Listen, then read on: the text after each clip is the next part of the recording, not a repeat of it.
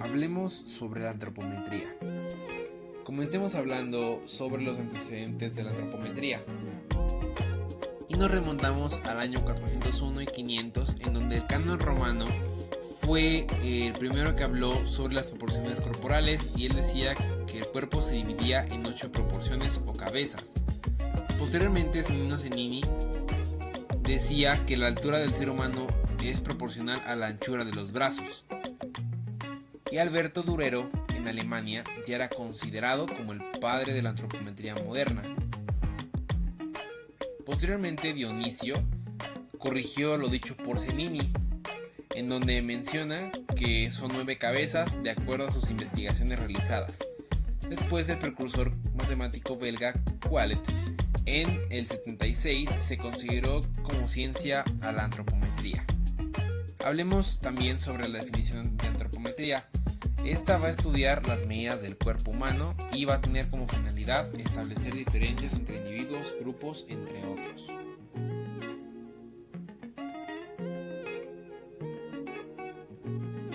También hablaremos un poco sobre la clasificación de antropometría, la cual va a ser antropometría estructural, que va a tomar en cuenta las medidas de cabeza, tronco y extremidades en posición neutra para que sean más exactas las mediciones. Y la antropometría funcional, la cual va a tener las medidas en movimiento, y esta se utiliza mucho en la parte del deporte para hacer medidas de todo tipo. Vamos a hablar también sobre la ergonomía. Y comencemos hablando de la ergonomía, recordando sus antecedentes de dicha rama. En el año 200 se empezó a diferenciar el hombre de los animales cuando empezó a elaborar sus propias herramientas de trabajo, como hachas, flechas y cuchillos de piedra. En el siglo V se utiliza ya los principios de la ergonomía en la antigua Grecia. Después de esto fueron perfeccionando las herramientas de trabajo que utilizaban ellos. Posteriormente, en Egipto, en el año 657, se empezaron a tener registros de enfermedades, ya sea por la postura, por clima o esfuerzos. Estos factores desencadenaban las enfermedades por las condiciones en las cuales se elaboraba. No fue hasta el año 753 en Roma, en donde se le exigía a los patrones o encargados de la obra tener en cuenta la seguridad de sus trabajadores y el cuidado de cada uno de ellos en su entorno laboral.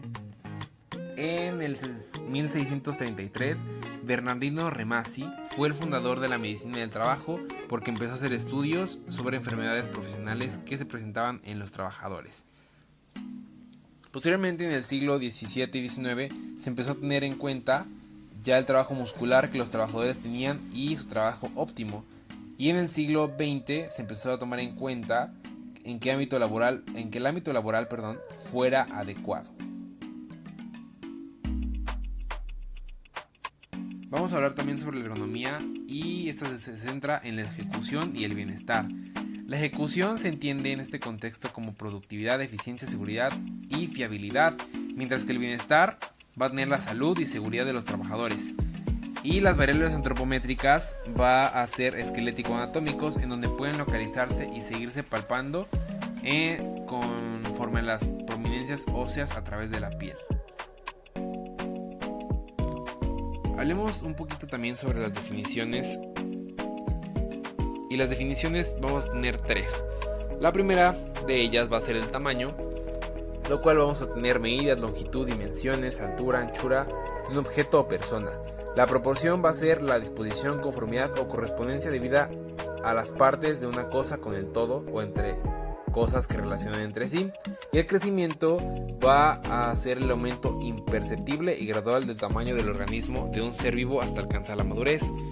Los objetivos de la antropometría. Bien, esta antropometría tiene como objetivo el valorar el desarrollo muscular, medir y cuantificar cambios en la masa, mientras que el objetivo de la ergonomía va a ser adaptar al medio ambiente las necesidades y posibilidades del ser humano. Hablemos un poquito ahora sobre la simbología internacional. Comencemos hablando sobre el símbolo mundial de accesibilidad para las personas con discapacidad. Esta va a consistir en una figura estetizada de un hombre en silla de ruedas. La figura será de color blanco, el fondo será de color azul Pantone número 294 y la orientación va a ser tanto a la derecha como a la izquierda. Va a tener una medida de 28 centímetros por 25 centímetros. Continuamos con la siguiente señalítica, la cual va a ser el símbolo mundial de sordos. Esta va a consistir en una oreja estetizada de color blanco y contará con una diagonal del mismo color. El fondo igual va a ser de color azul Pantone número 294 y contará con una medida de 30 por 30. Posteriormente hablemos sobre el símbolo mundial de accesibilidad con perro guía. Este va a consistir en una figura estetizada de pie y tendrá su perro guía. Será de color blanco, el fondo igual color azul Pantone 294, orientación derecha izquierda y las medidas van a ser del 30 por 30 centímetros. Posteriormente hablemos sobre el símbolo mundial de ciegos.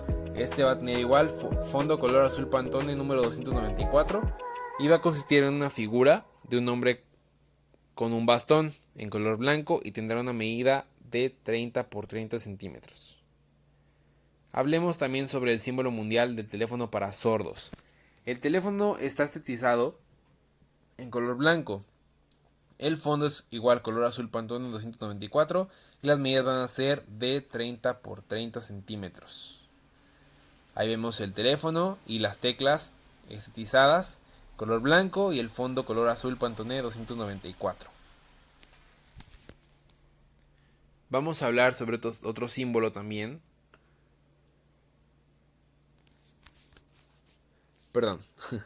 Vamos a hablar ahora sobre cómo se relaciona la antropometría con los símbolos mundiales. ¿Qué relación tiene lo que acabamos de ver con la antropometría?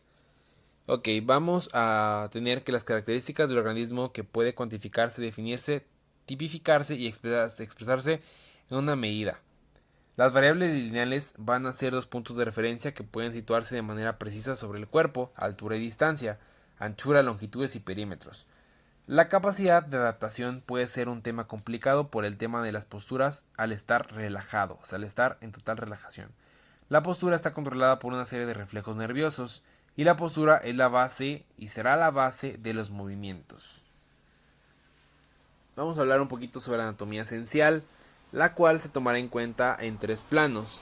El plano sagital, que va a ser de derecha a izquierda, el plano coronal, anterior y posterior, y el plano transversal o horizontal que va a ser superior e inferior. El peso va a ser un vector que tiene magnitud y dirección y apunta aproximadamente hacia el centro de la Tierra.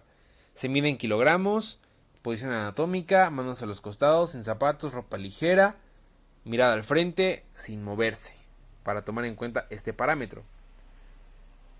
Posteriormente a la altura. La altura va a ser la distancia vertical desde la horizontal, desde la superficie de sustentación hasta el vértex. Va a tomarse en centímetros, va a ser en posición anatómica, sin zapatos, brazos a los costados, mirada al frente, sin moverse y sin apoyarse. Esos son los parámetros para tomar la altura. Las medidas antropométricas, unos ejemplos de los cuales vamos a tomar en cuenta el día de hoy, va a ser la altura de los ojos, va a ser la distancia vertical desde la horizontal o superficie de sustentación hasta el ángulo externo del ojo.